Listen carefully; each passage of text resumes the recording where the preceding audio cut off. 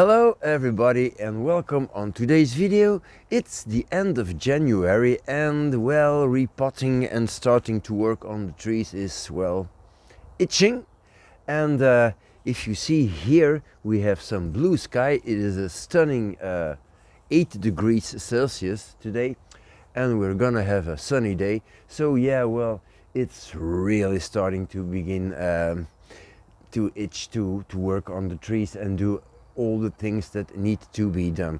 So I've been walking around here and looking at my trees, and well, yeah, there are a few things that I would like to do and some seem a little bit crazy, but maybe you can give me your opinion. So let's go for a little walk and I'll show you a few things and ask a few questions, and really I would appreciate some response in the comments just to, well, get some advice about things that could be done.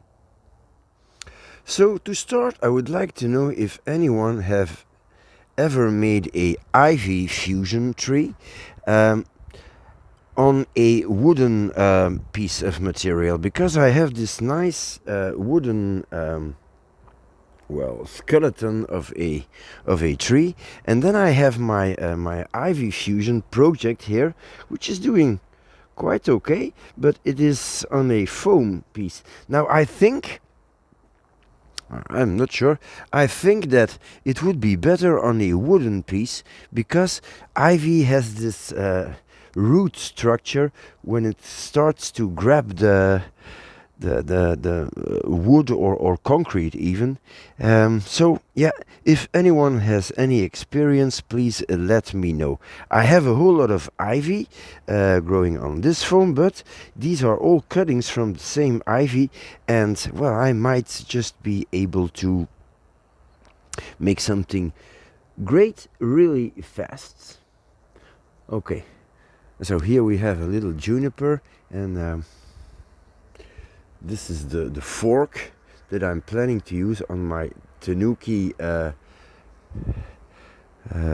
trunk, the one that I put a plastic plate under. Maybe you remember this. Okay, so this is the juniper that I styled a couple of weeks ago. This should be the front somewhere. I added a little piece of wood here to make the bend a little more stable. Yeah. And here we have a new one. It's a field maple coming out of my hedge, and well, I had to dig it out because I had to replace a piece of my hedge, but couldn't throw that away. But it doesn't have a whole lot of roots, so I don't think that's gonna work. But okay, I'll give it a shot. Here we have the little juniper cascade. Nothing special about that, it just has to grow. It's full of wire. I wired it again to accentuate the cascading branch. But yeah, I don't think the wire is gonna bite in this year. If it bites in, it's just gonna be a very small amount, so no problem here. But here we have the parent tree. Yeah, and well, honestly, he's been very sick. I did a emergency repot, and yeah, if you look at the top here, well, the top is completely dead, and I just have one living branch, which is not great. Now I don't know what to do about that. I think I'm gonna give it another season, let it grow, see if it recovers in the new substrate. And honestly, it's not an interesting tree. The tree trunks are dead straight. So should I try to take air layers of this? Because I know that works quite well. I don't know. If someone has an idea, try different angles, other fronts. I don't see it. So, is it worth it to try to regenerate this? You let me know. Last spring I bought 3 Chinese elms in a little group planting. Well, and that's one of them. Now every side I look at it, it just looks. It is. So I didn't buy it because I liked it. I liked it because I wanted to have some Chinese elms. It's because of Xavier, of course. He's always part of some evil plan. Yeah, you know Xavier from the bonsai retreat. Yeah, I just want to take cuttings from that and make a huge fusion. I'm going back to fusion this year, really, because it's so much fun. I just think that well, you can give me your advice. I'm gonna cut this thing right here. Keep this as a new start of a tree, and the rest will be cuttings. So let me know what you think. This is the oak on rocks, and I planted it in a oval tray, and of course by looking at it I think that this is a better front, so I might try to switch it, to turn it a little bit. Well, yeah. Well, let me know what you think as for a front. And right next to it we have another oak which has some nice movements, and I think that I might just cut back this whole top here. This whole portion should come off, and then I'm going to be left with, well, the rest, of course. So reducing also this part here. Yep. Here I have the field maple in the sandstone pot, and I'm going to plant that. So I think that's going to be nice, but nothing very difficult. But I have a few little field maples here, and they don't have any movement. They are just dead straight, these two in the back here. And I don't know if I should include them, but yeah, I don't know. It's should every tree in a group composition be a little bit more in the style of the others? That's another question. So this is my little elm. Looks good, I think. Just need to remove the wire. No questions here. And this is the big Carpinus layer.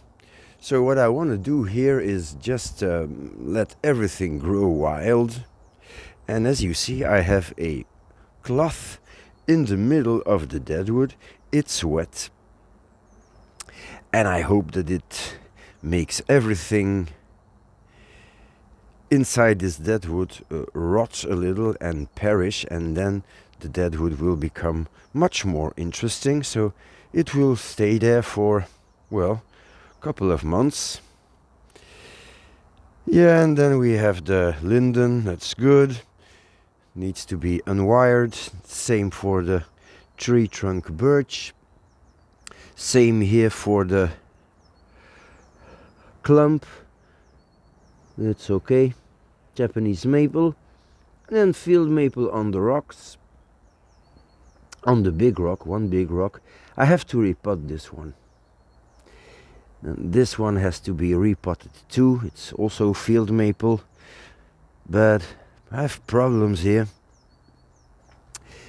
Again, with the heat we had years ago, I think I lost a whole lot of these surface roots. And now I need to get this tree out. You see, it's quite wobbly, so I have no clue where the good roots are. Which parts are alive, which parts are dead. I might even have to re-air layer this to have some surface roots. So it's, well, that's tricky. And then the biggest question. So this is my main concern this year. It's this raft. And it looks good when it's in leaf, but as you can see, this tree here, well, is not doing very well. I think the whole top is dead. So, and these branches I cannot redirect that. And then I have this trunk here where I'm trying to grow new pieces of tree here to revive it, but technically this whole thing is dead. So my idea was, oh, watch out, now it comes. I was thinking to air layer the good trees here in the back. So this one, because it looks rather good as a solitary tree. What do you think? It's not bad. And then this one, the one here in the middle, which is a really nice tree, and I can air layer it at an angle, so it would make a good tree very, very soon. And then same here, it's not a bad tree, the one here at the side, I mean this one. And then, yeah, I would have only the rafts left, and it would probably sprout out a whole lot of new shoots, and then I can restart this raft from scratch. And it would take me, of course, 10 years to get where I am now, but does this thing have any future the way it is now? That's the main question. Yeah. So, what would you do? Okay, so field maple fusion looking okay. Elm group, clump, forest, call it whatever you want. Oh yeah, and then another question, no one answered this, but I had this moth on my boxwood. Now I don't know if it's gonna recover. Well, I'll probably find out in a couple of months, but I'm really wondering, should I have any hope for this? And here I have my privet fusion. This is looking great. I think the front should probably be a little more here, but that's not really a big concern. And here in the big pots there are some interesting projects that I cannot do a lot about it, but these are 7 Japanese maples growing together, and well, they're not fixed together, but of course all the roots are positioned in a radial pattern. So I'm just intending to let this grow for a year or two, and it's gonna be a great fusion. Little field maple, and that's for these are the ficuses, the Carica ficuses. This is another field maple. It's an air layer, and I think that I'm going to thread graft a few branches to make some side branch and a back branch, but it's just 2 holes that I have to drill. Another field maple, and this is the big field maple clump, and as you see, we really have lots of growth over the plastic plate, so that has to be air layered this year. Here we have a little elm, and I put it in a pot but buried it to make sure that the pot wouldn't crack. It's a nice little tree, you know. It has a nice root base, nice flare, and it's going to be some kind of a broom, but I need to reduce the top growth because it's getting a little heavy. So yeah, I don't especially want to keep these trees, you know. if someone wants it, you can come and pick them up. Here in the big pot I have a camellia cuttings, a couple of them, which is very exciting because I don't have any flowering trees. And then some privets. I think somewhere there should be a azalea. And then this one is one I'm looking forward to. This is the ash tree on all these rocks. It's been here in the pot for a year and a half now, and I think I'm gonna get it out and put it in a bonsai pot. And then we have this cutting of a cotoneaster, and the long whip you see here is 1 year of growing. So what I'm gonna do is get this out of the pot, and then take cuttings from this cutting and let it grow again and again, and I'll see. Here I have some Japanese maple seedlings. They are spares for the fusion projects. So it's I need to remember that one batch from one tree has to come with, well, it's complicated, some carpinus trees and lots of seeds in here. So I might have a whole lot. And these are cuttings from the Juniper that I did a few weeks ago. These are all cuttings from the same yew, which I'm going to use to make one of my tanukis. And here we have a laurel that I'm going to try to fuse. It's the edible laurel. This is a whole pot of lavender cuttings. They've been in this pot for, I think, what is this, 2 years, and they're growing quite well. So I think that I might make a Mediterranean forest with that. They have been outside all winter. I think they look good, so they don't care about a little frost. And here we have a American oak, and in the back a beech. I need to remove the wire here. This is the big fusion tree, Carpinus. It's doing okay, but it's still a long way to go. Thing that is nice that is when it grows, the couple of living trees that I have, they provide an enormous canopy. And I'm wondering, could it be a good idea to already start work on the ramification on the branches that I have, because then the only thing that I need to do is close the gaps on the foam trunk, and yeah, because this looks great, you know, ramification is already not bad, so I could give it a start. And on the other side, if I remove a few of these longer shoots, it will give more light to the new growth, so that might help.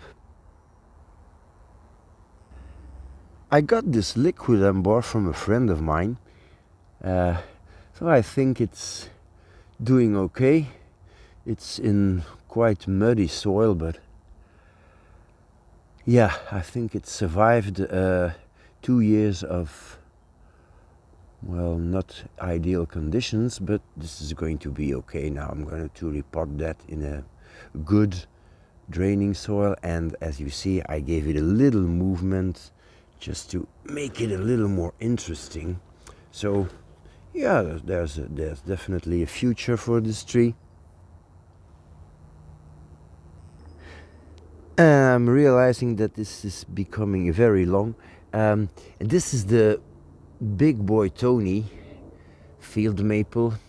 Now I air layered this, and yeah, should I get it out of the pot and do something about the roots? at least have a look what I can remove, what I cannot. And then there's of course this experiments with the grafting of the top with branches from the bottom. And I maybe have overdone it. Maybe I should have only inserted 2 or 3, because I'm not sure that the pieces between the trunks are very well alive. But I'll see that when they start to callus over. Well, the tops are alive, but I mean, that's no use. If this doesn't close, I'm not going to have any grafting, and when I cut this off, the whole trunk will die. So that's not very smart. Maybe I should have had one here, one in the back, let them fuse, and then do a little more, add a little more. Now another idea that I have is, if it doesn't work, I can cut back up to here, because this is a good branch, and then maybe I can graft another one straight like that and start this way. So yeah, I don't know. Well, the future will tell. Anyway, what would you do? I think I'm going to let it grow for another year and see what happens. So a lot of questions. I really want to. I'd love to hear some ideas, which would give me a little more confidence, maybe for some of the craziest projects like that Japanese maple raft. Because, well, it's been a whole lot of years to grow what I have there, and can I fix it? Should I wait another year? Should I air layer immediately and start all over again? I'm not getting younger, so I'd like to see something before I kick the bucket. Well, it's not going to be tomorrow, but you know, the years, they're flying by. So, well, if you have something to say, if you want to take the time to write it down, that would be really great. So that's all that I have for you today. I hope you have the same itching feeling that I have for the spring that is about to come. Thank you for watching, and see you next time.